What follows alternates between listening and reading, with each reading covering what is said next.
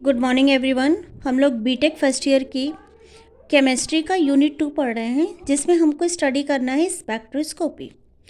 Spectroscopy क्या होता है? तो the branch of science dealing with the study of interaction of electromagnetic radiation with particle is known as spectroscopy.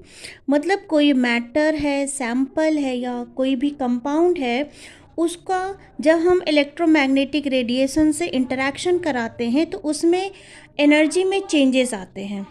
तो वो जो एनर्जी में चेंजेस आते हैं उसको हम स्पेक्ट्रा के फॉर्म में रिकॉर्ड करते हैं और उसकी स्टडी करते हैं। तो ये जो इलेक्ट्रोमैग्नेटिक रेडिएशन का मैटर के साथ जो इंटरैक्शन होता है, उसी की स्टडी को हम बोलते हैं स्पेक्ट्रोस्कोपी। क्योंकि मैं यहाँ पर बार बार एक ही टर्म यूज़ कर रही हूँ, इलेक्ट्रोमैग्नेटिक रेडिएशन। तो इलेक्ट्रोमैग्नेटिक रेडिएशन क्या है?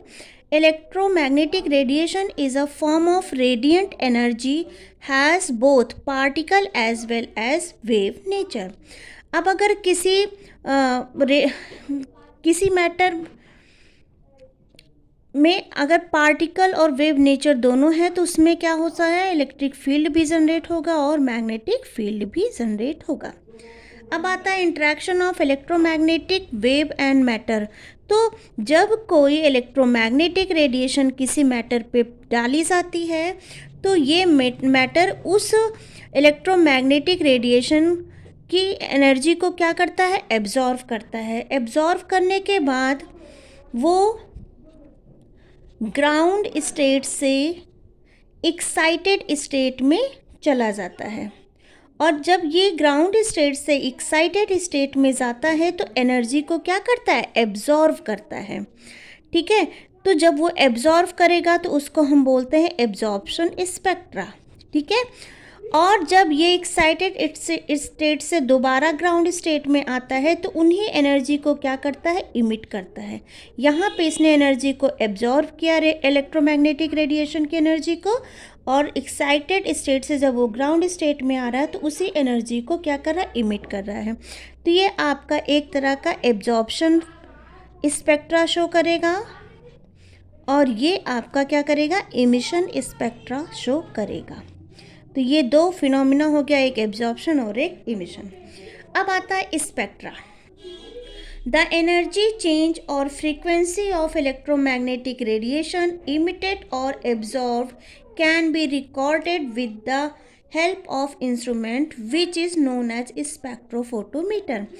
मतलब इसने क्या किया? जैसे ही इलेक्ट्रोमैग्नेटिक रेडिएशन को किसी मैटर पे, किसी सैंपल पे फॉल किया जाता है, ये ग्राउंड स्टेट से एक्साइटेड स्टेट में जाता है। कब? जब ये इस इलेक्ट्रोमैग्नेटिक रेडिएशन की एनर्जी को एब्जॉर्व कर लेता है। और जब ये वापस आता है तो इस जितनी एनर्जी को इसने एब्जॉर्व किया है, जिस रीजन में वो उस एनर्जी को इमिट करता है, वहाँ पे एक स्पेक्ट्रा फॉर्म होता है। ठीक है, और उस स्पेक्ट्रा को रिकॉर्ड कर लिया जाता है। उस स्पेक्ट्रा को जिस इंस्ट्रूमेंट से रिकॉर्ड किया जाता है उसको बोलते हैं स्पेक्ट्रोफोटोमीटर। अंडरस्टूड? इसके बाद आता है टाइप्स ऑफ एनर्जी चेंज। क्योंकि मैंने अभी आपको बोला इलेक्ट्रोमैग्नेटिक रेडिएशन की एनर्जी जो है इस पे डाली जा रही है किसी मैटर पे, किसी सैंपल पे, किसी कंपाउंड पे, तो उस पर्टिकुलर सैंपल, कंपाउंड या जिस मैटर पे वो डाली जा रही है उसकी एनर्जी में जो चेंजेस आते हैं वो कितने तरह के होते हैं। तो टाइप्स ऑफ एनर्जी चेंज कितनी हो जाएगी? एंड टोटल एनर्जी कितनी एक मॉलिक्यूल में कौन कौन सी होती है? ट्रांसलेशनल, वाइब्रेशनल, रोटेशनल और इलेक्ट्रॉनिक एनर्जी। अब अगर हम बात करें, मान लो कोई मॉलिक्यूल है तो वो क्या करेगा? वो इलेक्ट्रोमैग्नेटिक रेडिएशन को जब इस पे फॉल किया जाएगा तो वो अपनी ग्राउंड स्टेट से एक्साइटेड स्टेट में जाएगा। मतलब किसी भी एनर्जी लेवल में जाएगा। वो E1 में भी जा सकता है और वो E2 में भी जा सकता है। लेकिन मॉलिक्यूल के अंदर अभी आपको मैंने बताया कौन कौन से होते हैं। रोटेशनल होता है, वाइब्रेशनल होता है कोई भी मॉलिक्यूल, और उसमें ट्रांजिशनल होता है, और कौन सा होता है, इलेक्ट्रॉनिक ट्रांजिशंस। इतने ट्रांजिशन किसी भी मॉलिक्यूल में पॉसिबल हैं। तो अगर किसी मॉलिक्यूल पे इलेक्ट्रोमैग्नेटिक रेडिएशन फॉल की जाती है और वो उस एनर्जी को एब्जॉर्व करता है, तो वो क्या करेगा, रोटेशन शो करेगा। जैसे सपोज ये ट्राई मॉलिक्यूल है, ठीक है, इस पे जब इलेक्ट्रोमैग्नेटिक रेडिएशन फॉल किया गया तो ये क्या करेगा, रोटेशन करेगा। ये वाला मॉलिक्यूल यहाँ जाएगा, ये यहाँ जाएगा, और ये यहाँ जाएगा। तो रोटेशन सिर्फ इसी एरिया में हो रहा है, मतलब ये एक लेवल से दूसरे लेवल में क्रॉस नहीं हो रहा है, ठीक है। तो ये जो रोटेशन हो रहा है वो किस रीजन की एनर्जी को एब्जॉर्व करेगा, इंफ्रारेड रीजन, ठीक है। तो जितनी एनर्जी वो एब्जॉर्व करता है वो एनर्जी किस रीजन में आ रही है, आपकी इंफ्रारेड रीजन में आ रही है, जिसकी रेंज होती है 1 से 100 सेंटीमीटर इनवर्स। अब मान लो मॉलिक्यूल में रोटेशन के साथ साथ वाइब्रेशन भी हो, तो वाइब्रेशन होगा तो इस लेवल से ये थोड़ा सा ऊपर जाएगा, ठीक है। मतलब वाइब्रेशन कैसे हो रहा है, रोटेशन भी हो रहा है और साथ के साथ मॉलिक्यूल आपस में वाइब्रेट भी कर रहे हैं। तो यहाँ पे वाइब्रेशनल और रोटेशनल दोनों ही हमको देखने को मिलेगा। और ये जो एनर्जी एब्जॉर्प्शन है वो है आपका नियर इंफ्रारेड रीजन, जिसकी रेंज होती है 500 से 400 सेंटीमीटर इनवर्स। लेकिन अगर कोई मॉलिक्यूल यहाँ पे तो रोटेशन हो रहा था, यहाँ पे एक एनर्जी लेवल से ये थोड़ा ऊपर जा रहा था, ठीक है, वाइब्रेशन करते करते ऊपर जा रहा है, तो यहाँ पे वाइब्रेशनल और रोटेशनल दोनों पॉसिबल है। लेकिन अगर ये ग्राउंड स्टेट से किसी डिफरेंट एनर्जी लेवल पे जा रहा है तो इसको हम बोलते हैं ट्रांजिशनल एनर्जी लेवल, ठीक है। जैसे कि कोई ट्राई मॉलिक्यूल है, इसमें रोटेशन भी हो रहा है, वाइब्रेशन भी हो रहा है और ट्रांजिशन भी हो रहा है। तो यहाँ पे जो रीजन होता है उसको हम बोलते हैं विजिबल अल्ट्रावायलेट रीजन, जिसकी रेंज होती है 12500 से 25000 सेंटीमीटर इनवर्स। समझ में आया बच्चों, मैंने क्या बोला, इलेक्ट्रॉन या तो क्या करे, सिर्फ रोटेशन करे तो ये क्या कहलाएगा आपका, रोटेशनल स्पेक्ट्रा शो करेगा, ठीक है। और इसकी रेंज मैंने 1 to 100 सेंटीमीटर इनवर्स बताई। अगर किसी मॉलिक्यूल में रोटेशन के साथ साथ वाइब्रेशन भी पॉसिबल हो रहा है तो उसको हम बोलेंगे वाइब्रेशनल रोटेशनल, जिसका रेंज होगा आपका 500 से 400 सेंटीमीटर इनवर्स, और ये किस में आएगा, आपका इंफ्रारेड रीजन में आएगा। अगर मॉलिक्यूल में रोटेशनल के साथ साथ वाइब्रेशन भी हो और वाइब्रेशन के साथ साथ उसमें एक एनर्जी लेवल से दूसरे एनर्जी लेवल में ट्रांजिशन भी हो तो उसको हम बोलते हैं ट्रांजिशनल स्पेक्ट्रा, ठीक है। वो ट्रांजिशनल स्पेक्ट्रा शो करेगा, जिसको हम जिस रीजन में पढ़ते हैं वो है हमारा विजिबल अल्ट्रावायलेट रीजन, जिसकी रेंज होती है 12500 से लेके 25000 सेंटीमीटर इनवर्स। क्लियर। अभी तक हमने क्या पढ़ा कि किसी सैंपल पे जब इलेक्ट्रोमैग्नेटिक रेडिएशन को डाला जाता है तो वो सैंपल, वो कंपाउंड उस इलेक्ट्रोमैग्नेटिक रेडिएशन को एब्जॉर्व करता है, एब्जॉर्व करके वो डिफरेंट एनर्जी लेवल में चला जाता है। अगर उसमें केवल रोटेशन हुआ तो रोटेशनल, वाइब्रेशन हुआ तो रोटेशनल वाइब्रेशनल दोनों शो होगा, और ट्रांजिशन हुआ तो रोटेशनल वाइब्रेशन और ट्रांजिशनल तीनों स्पेक्ट्रा उसमें शो होंगे, ठीक है। इसको और अच्छे से डिफाइन करने के लिए एक लॉ आया था जिसको बोला गया लॉ ऑफ एब्जॉर्प्शन, क्योंकि एब्जॉर्व कर रहा है इलेक्ट्रोमैग्नेटिक रेडिएशन को तभी वो स्पेक्ट्रा शो कर रहा है। तो इसको दिया था लैम्बर्ट बेयर लॉ ने, ठीक है। तो लैम्बर्ट और बेयर ये दो अलग अलग लॉ हैं, इनको कंबाइन करके एक लॉ बनाया गया लैम्बर्ट बेयर लॉ। तो सबसे पहले हम समझते हैं Lambert law. It states that when a beam of monochromatic light passes through a homogeneous absorbing medium, मतलब जब किसी homogeneous solution में किसी मोनोक्रोमेटिक लाइट को पास किया जाता है, इंसिडेंट रेडिएशन को पास किया जाता है, तो ये सोल्यूशन इस इंसिडेंट रेडिएशन को एब्जॉर्व करेगा और एब्जॉर्व करने के बाद कुछ लाइट को क्या कर देता है, ट्रांसमिट कर देता है, मतलब कुछ को इमिट कर देता है, सारी लाइट को वो एब्जॉर्व नहीं करता।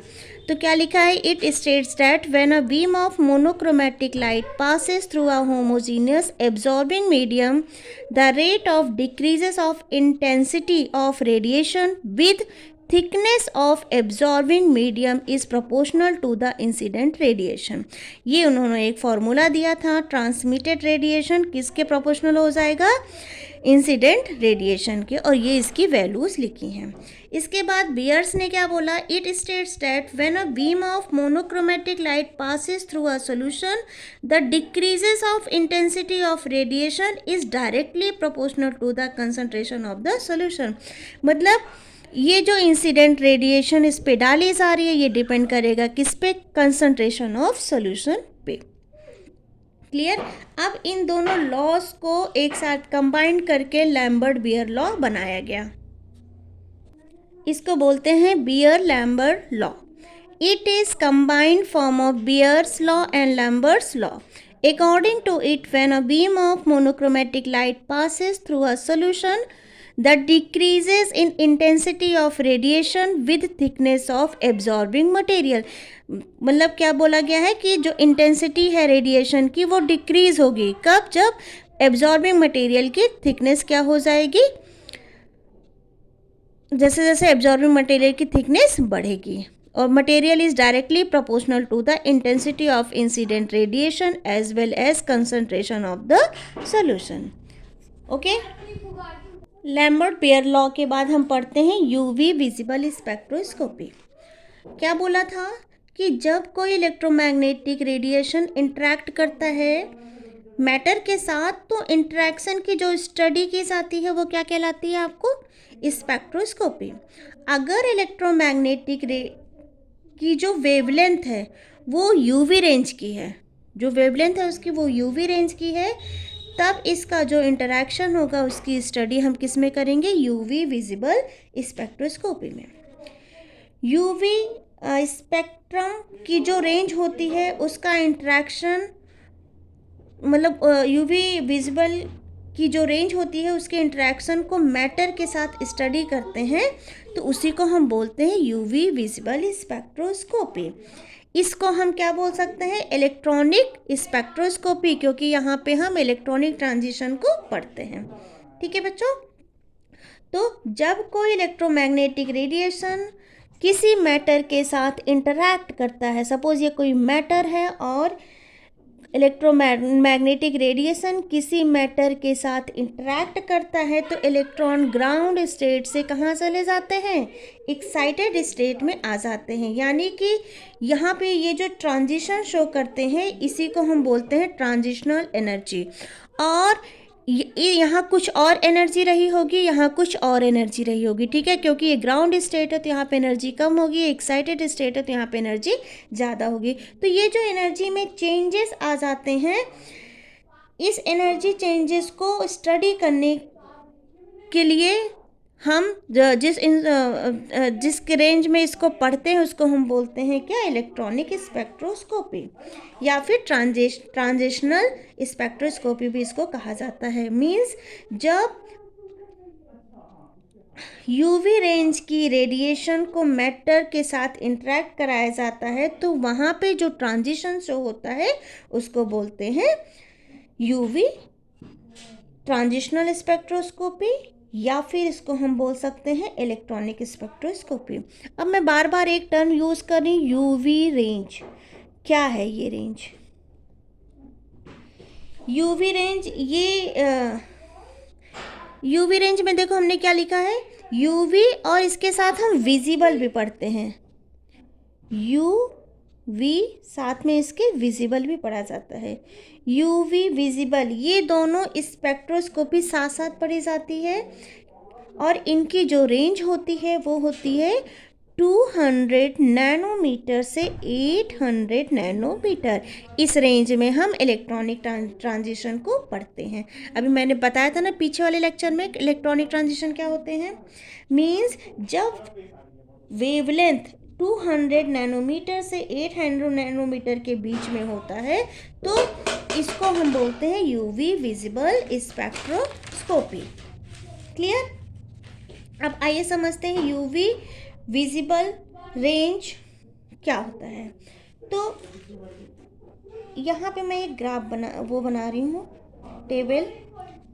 ये जो टेबल है इसमें आपका ये जो रीजन होता है ये वैक्यूम रीजन होता है,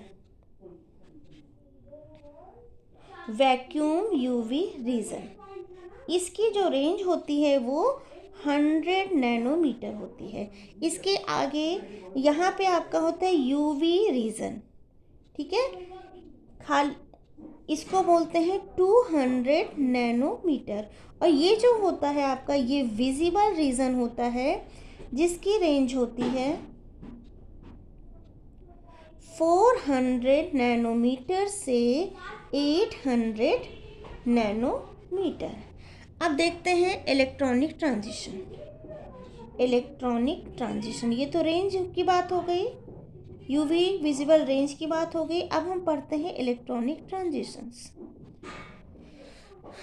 हमने जाना कि जब कोई मैटर किसी यूवी रेंज के रेडिएशन को एब्जॉर्व करेगा तो ज़रूरी नहीं है कि हर एक मैटर यूवी रेंज की रेडिएशन को एब्जॉर्व करे।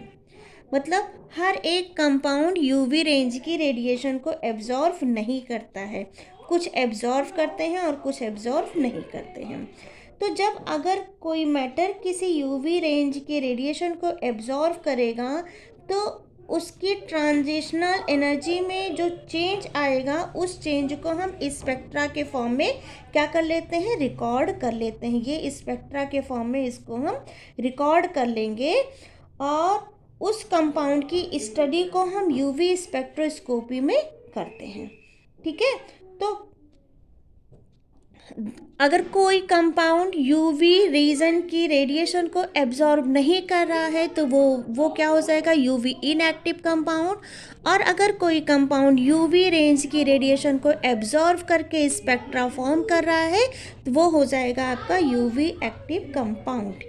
तो कौन सा कंपाउंड आपका यूवी एक्टिव होगा और कौन सा कंपाउंड आपका यूवी इनएक्टिव होगा, इसको हम समझते हैं सिलेक्शन रूल से। सिलेक्शन रूल समझने से पहले हम समझते हैं क्या, टाइप्स ऑफ इलेक्ट्रॉन। अब टाइप्स ऑफ इलेक्ट्रॉन की अगर हम बात करें, टाइप्स ऑफ इलेक्ट्रॉन्स, तो किसी भी मॉलिक्यूल में, किसी भी कंपाउंड में 3 तरह के इलेक्ट्रॉन होते हैं। एक होता है आपका सिग्मा इलेक्ट्रॉन, एक होता है आपका पाई इलेक्ट्रॉन और एक होता है आपका एन इलेक्ट्रॉन, जिसको हम लोन पेयर या फिर नॉन बॉन्डिंग इलेक्ट्रॉन भी बोल सकते हैं।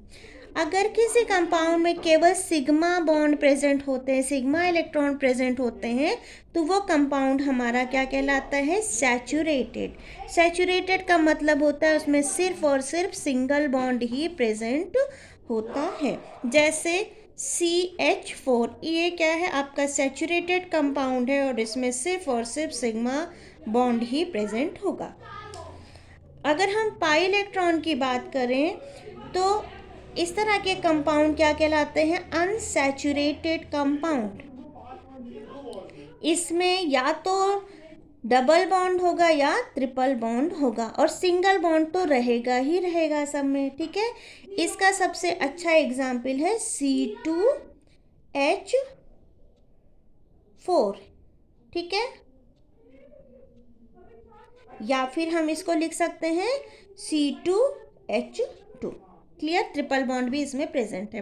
नॉन बॉन्डिंग का सबसे अच्छा एग्जाम्पल होता है, इसमें जैसे ऑक्सीजन हो गया, नाइट्रोजन हो गया, क्लोरीन हो गया, इनके पास लोन पेयर होते हैं। ठीक है,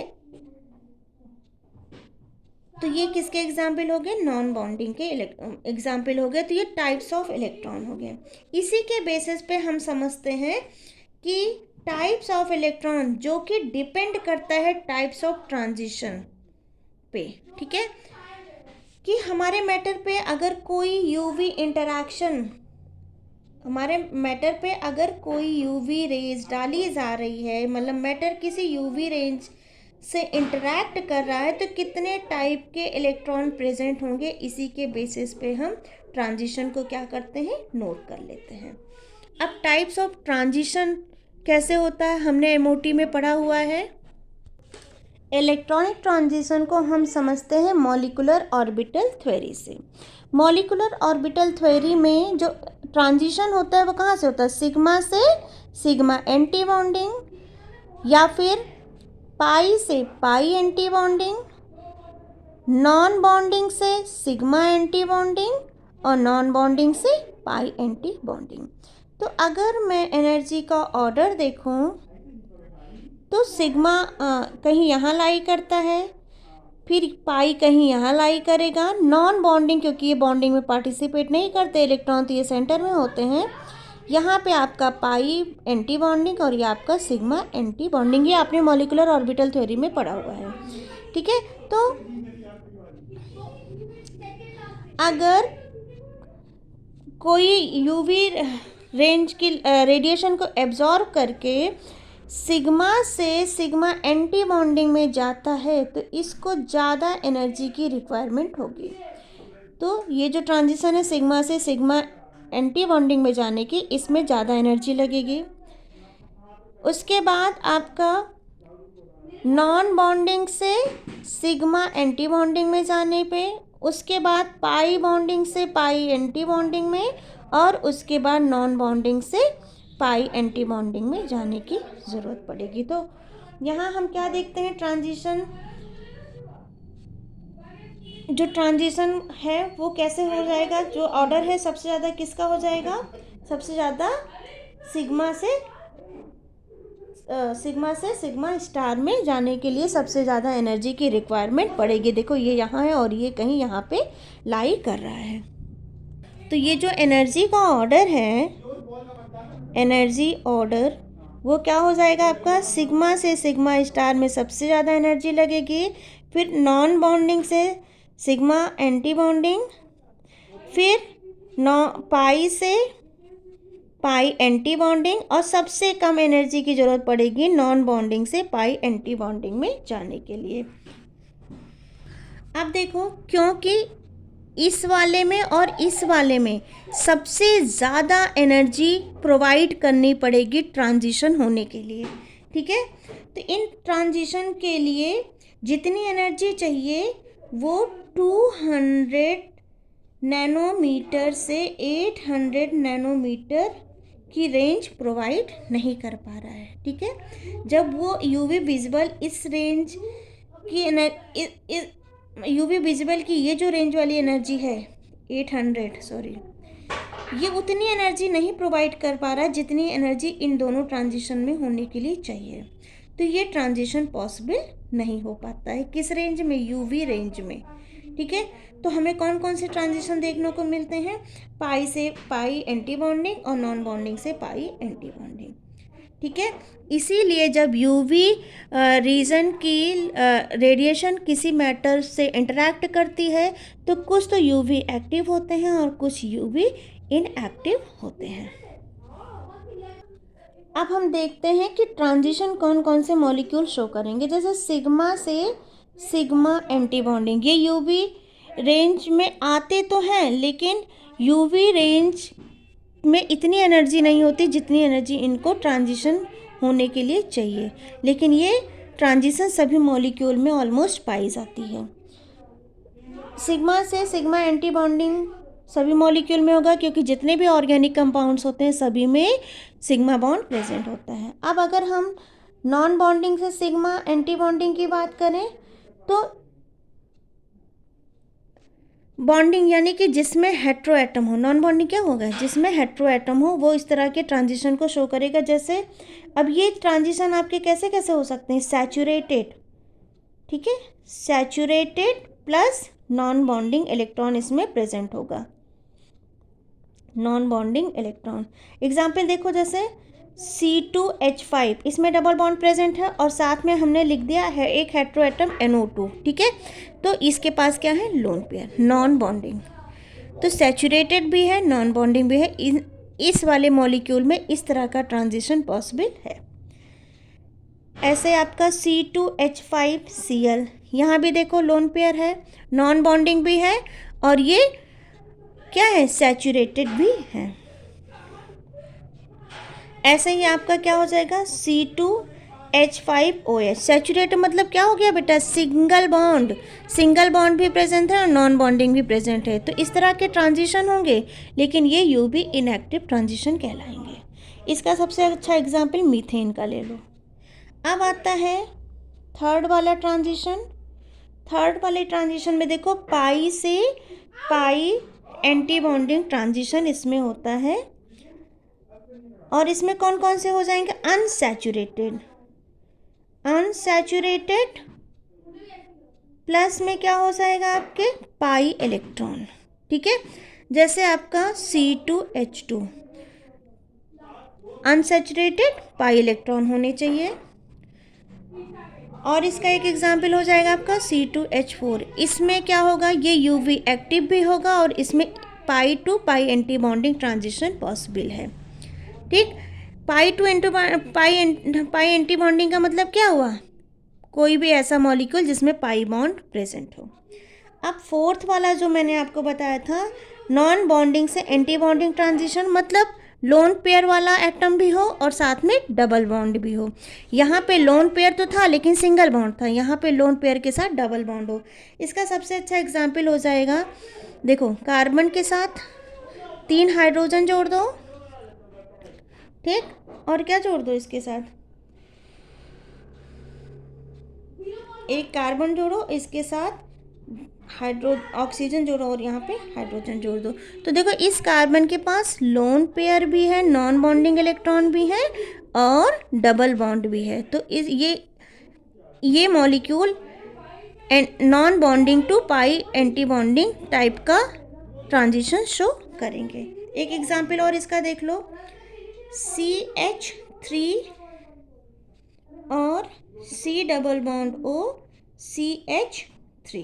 ठीक है बेटा, डबल बॉन्ड भी है और नॉन बॉन्डिंग इलेक्ट्रॉन भी प्रेजेंट है। तो ये कौन से ट्रांजिशन शो करेंगे, नॉन बॉन्डिंग से पाई एंटी बॉन्डिंग टाइप का ट्रांजिशन ये शो करेंगे। तो ये 4 तरह के ट्रांजिशन हो गए, जिसमें इनकी एनर्जी बहुत ज़्यादा होती है जो यूवी रेंज की रेडिएशन प्रोवाइड नहीं कर पाता, इसलिए ये यूवी इनएक्टिव और ये दोनों यूवी एक्टिव होते हैं। तो जो भी मॉलिक्यूल में ये वाले ट्रांजिशन या ये वाले ट्रांजिशन आएंगे वो यूवी एक्टिव होंगे। आइए इसको हम सिलेक्शन रूल से समझते हैं। सिलेक्शन रूल क्या है, यूवी सिलेक्शन रूल किसके लिए, यूवी स्पेक्ट्रोस्कोपी के लिए। इसके अकॉर्डिंग क्या होना चाहिए, जो आपका डेल्टा एस है वो इक्वल टू 0 होना चाहिए। मीन्स अगर कोई इलेक्ट्रॉन ग्राउंड स्टेट में ऐसी स्पिन में है, मतलब प्लस हाफ स्पिन में है, तो वो एक्साइटेड स्टेट में जाने के बाद अपनी स्पिन को चेंज ना करे। अगर ये प्लस हाफ है तो ये भी प्लस हाफ होना चाहिए। अगर मान लो ये स्पिन आपकी अपोजिट डायरेक्शन में है, मतलब नेगेटिव हाफ है, तो यहाँ भी इसकी स्पिन इसी डायरेक्शन में होनी चाहिए। मतलब ओवरऑल इनका जो एडिशन आना चाहिए वो कितना होना चाहिए, 0 आना चाहिए। प्लस माइनस क्या हो आपका, 0 हो। ठीक है, मतलब ये अपने स्पिन को चेंज ना करें।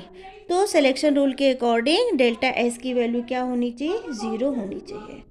ओके बेटा। और दूसरा पॉइंट इसमें क्या बोला गया था, दूसरा पॉइंट बोला गया था जो नॉन बॉन्डिंग से सिग्मा एंटी बॉन्डिंग में जो ट्रांजिशन होगा वो फॉरबिडन होगा। ठीक है, ये जो ट्रांजिशन होगा वो फॉरबिडन होगा, जिसकी वजह से ये क्या हो जाएगा, यूवी इनएक्टिव। तो यूवी इनएक्टिव और यूवी एक्टिव, 2 तरह के ट्रांजिशन हमको समझ में आए। यूवी इनएक्टिव ट्रांजिशन कौन कौन से होंगे, एक तो सिग्मा टू सिग्मा स्टार, ठीक है, दूसरा non bonding to sigma star, ये यूवी इनएक्टिव ट्रांजिशन कहलाएंगे। यूवी एक्टिव में क्या हो जाएगा, पाई टू पाई स्टार और नॉन बॉन्डिंग से पाई स्टार में जो ट्रांजिशन होंगे ऐसे मॉलिक्यूल यूवी एक्टिव होंगे। मतलब इन मॉलिक्यूल्स को जब हम यूवी रेंज की रेडिएशन से इंटरैक्ट कराएंगे तो ये स्पेक्ट्रा शो करेंगे, लेकिन ये वाले मॉलिक्यूल्स स्पेक्ट्रा शो नहीं करेंगे। तो आई होप आपको यूवी स्पेक्ट्रोस्कोपी समझ में आई होगी। Thank you.